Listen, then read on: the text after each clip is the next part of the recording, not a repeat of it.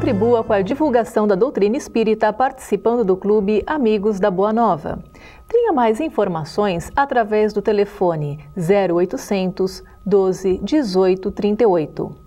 No programa de hoje estamos abordando a reencarnação e a psicoterapia. Eu estou com o Dr. Júlio Pérez, psicólogo clínico. Bom, Júlio, a gente comentou no bloco anterior algo muito importante, né, sobre a formação do psicólogo, né, a formação Sim. do profissional que vai lidar com a crença do paciente. Como que a gente pode encarar isso nos dias atuais? Está muito defasado?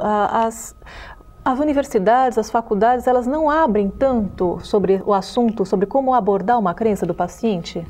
Esse tema cada vez mais tem sido discutido nas universidades, né? Muitos congressos, inclusive, sobre espiritualidade, religiosidade, o impacto na saúde, têm acontecido e com uma frequência surpreendente.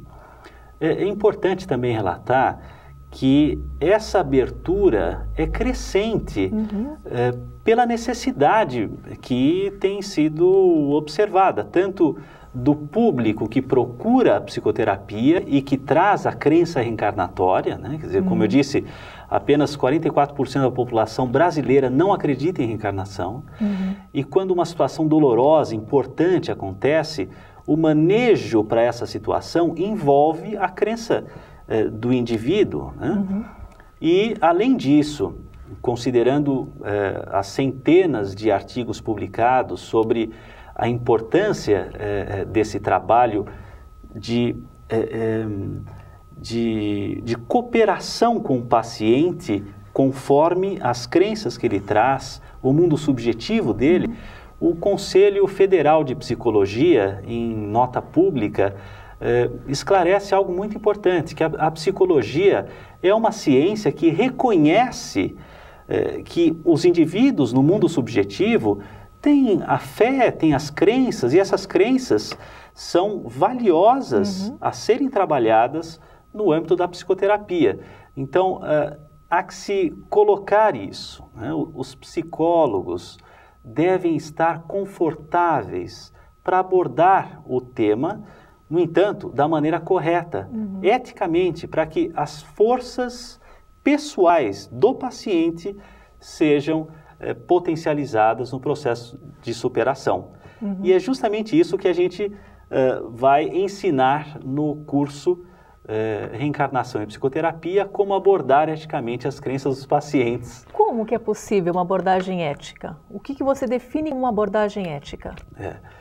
Então, alguns cuidados são fundamentais. Por exemplo, em primeiro lugar, entender como o paciente significa o seu problema, como ele considera a reencarnação e se há um desafio pessoal, mediante essa crença, de superação. Quer dizer, se o indivíduo me fala, eu considero que fiz algo imperdoável, ou eu trago um karma, algo que eu estou pagando com esse sofrimento, etc. Quer dizer, eu vou considerar essa crença e trabalhar em cima dessa crença para que ele supere as dificuldades. Por exemplo, o que é karma para você?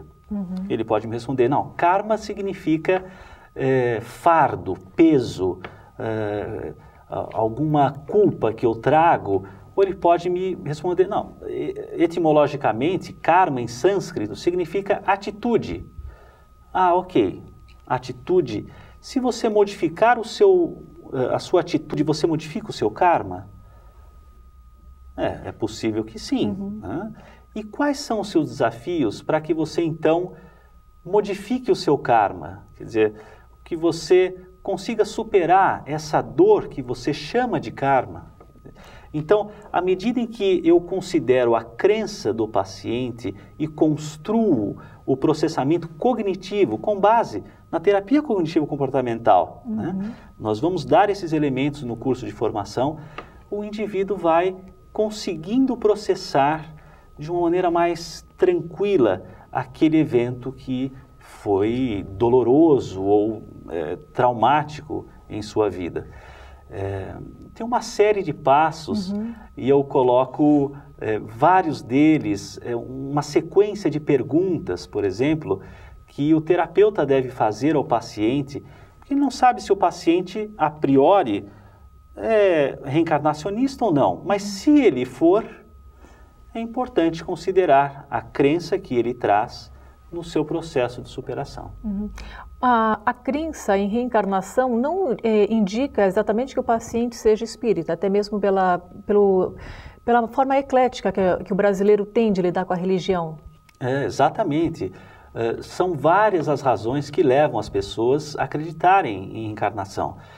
Experiências pessoais, por exemplo, sonhos que o paciente atribui a uma vida passada, ou percepções, ou vestígios da era pré-cristã, ou textos asiáticos, por exemplo, budistas, ou muitos católicos buscam a psicoterapia e se colocam nessa perspectiva reencarnacionista, né?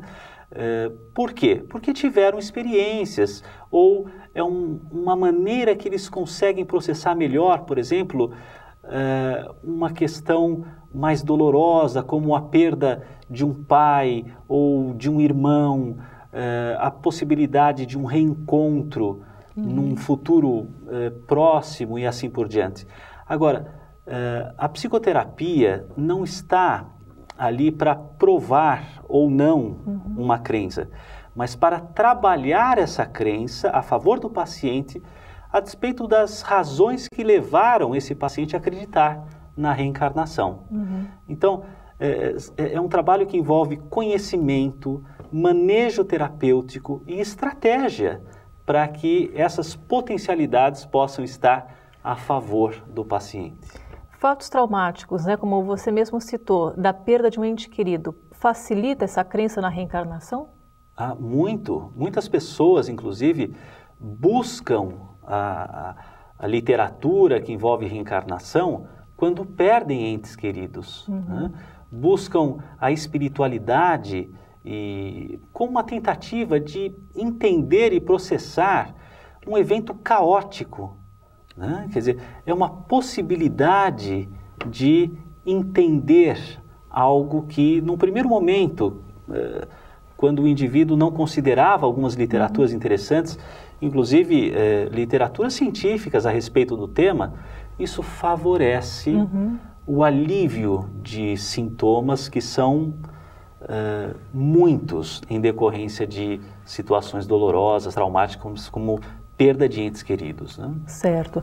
Júlia, a gente vai continuar falando um pouquinho mais sobre isso no nosso próximo bloco. Voltamos já já.